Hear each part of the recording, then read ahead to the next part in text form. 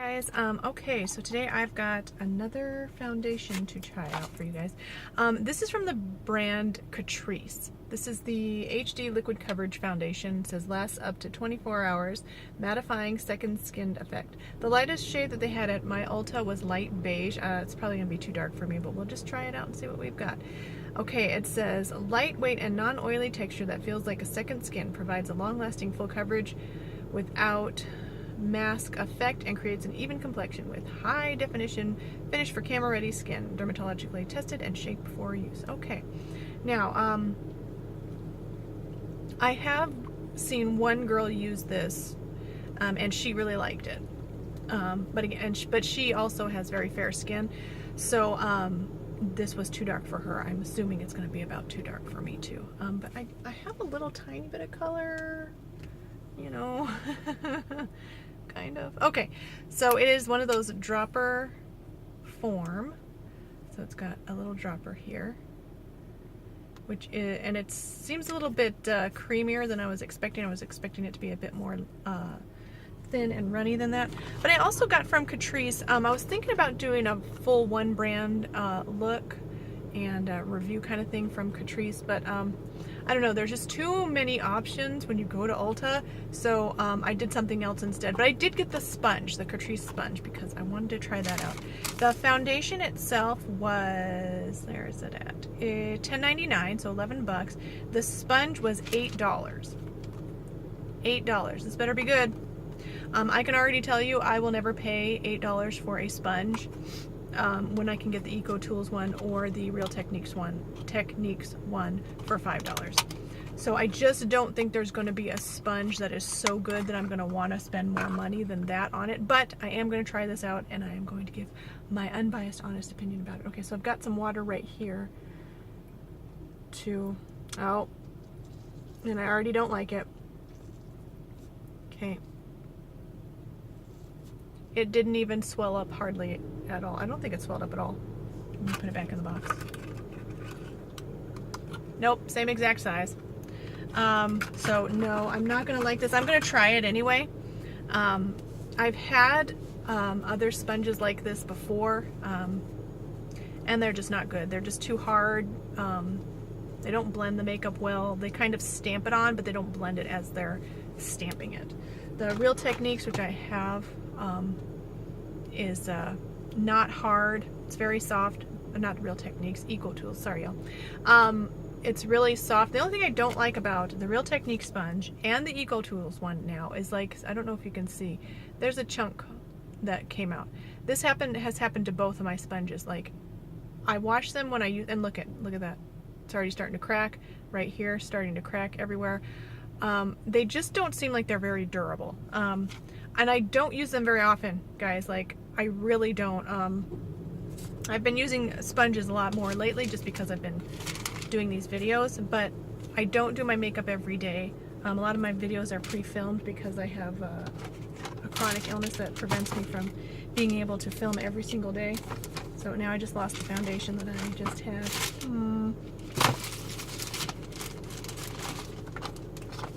Here it is. Okay, let's go ahead and get started. So yeah, it kind of bugs me that these sponges are not very durable. I've never tried the actual Beauty Blender brand sponge, so I don't know how durable that one is. Okay, so there, as you can see, it is runny, but it's not as thin as I was expecting. I was expecting it to be more watery, kind of like the NYX Total Control Cover Drops or whatever they're called. Alright, so I'm going to try and pick some of this up. So the good news about this sponge is that it doesn't seem like it's soaking the product up as much. So start right here. Yep, see? It's stamping it, but it's not blending it, and it stinks. It smells like, it smells like burned rubber. It's not good. Oh, it's awful. It smells so bad. It's not the foundation, it's the actual sponge. It really, really stinks. Oh, it stinks. Sorry guys, but it's just so bad. Alright, so let's see where we're at. That was about, I dripped 2 drips, but it ended up being maybe half a pea size of actual foundation. All right, I'm not seeing much coverage really, so I'm gonna go ahead and use my, I don't know if I should use the sponge or not, or if I should just try and use a brush on this. I think I'll just use a brush. Okay, I'm gonna put out a little bit more, give you guys a good look at, I'll consider that about half a pea size as well. I'm gonna load my brush up. Oh, the tone of this is really nice. It's kind of like creamy, and I don't mean creamy as in like the consistency of it. I mean like the shade is kind of a creamy shade, which I think works perfectly with my skin tone. I feel like a creamy, neutral shade is really good. So, yeah, brush is the way to go. One thin layer with a brush, very nice. Oh, it's nice. This is really nice. I do think it is a little bit too dark. It's matching almost perfectly the skin on the back of my hand. But since that's always exposed to sunshine, that's darker than the actual skin on my face and neck. So this is, I would consider this to be too dark. But the interesting thing is, and I might go back and do this, is they actually, I think Catrice had a lightener, like an additive lightener. So I may go back and get that. I should have got that. I was going to, and I was like, no, I won't do that. I'll do it on another time. But I think I might go back to Ulta and get that lightener and try this again with the lightener, and then I'll kind of give you guys a little bit of an update, or I might even do another video. All right, I'm going to go ahead and do another layer on this side with the sponge and see if maybe a different sponge gives a different result. We'll see.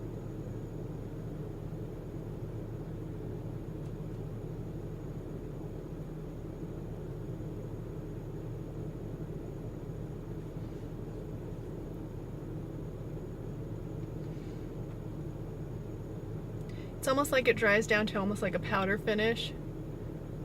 Yeah, it's really lightweight. It feels very comfortable on my skin right now. It doesn't feel like drying at all though, even though it's gonna be matte.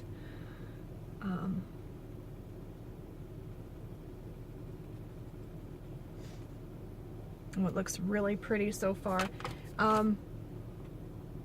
Yeah, I would give this matte finish. There's barely a little bit of light reflecting off my nose.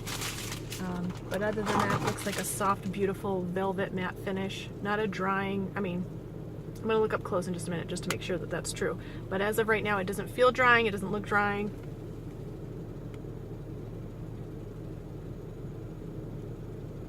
Oh, it looks really good.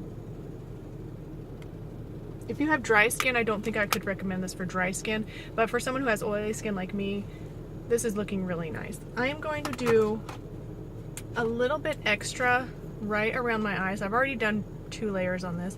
On this side, I'm going to just put a little bit extra around my eyes just so I can kind of even that out and see if I can give myself a little bit more coverage right there.